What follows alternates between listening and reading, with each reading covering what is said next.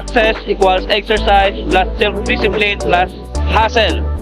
Alam mo ba kung ano ang common factor ng mga successful na entrepreneur at mga physically fit na tao? Yan po ay self-discipline.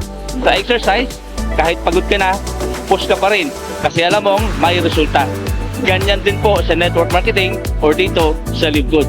Hindi araw-araw ganado ka, pero dahil may self-discipline ka, tuloy-tuloy ka pa rin. Kapag consistent ka sa workout mo, nagiging stronger at nagiging healthier ka.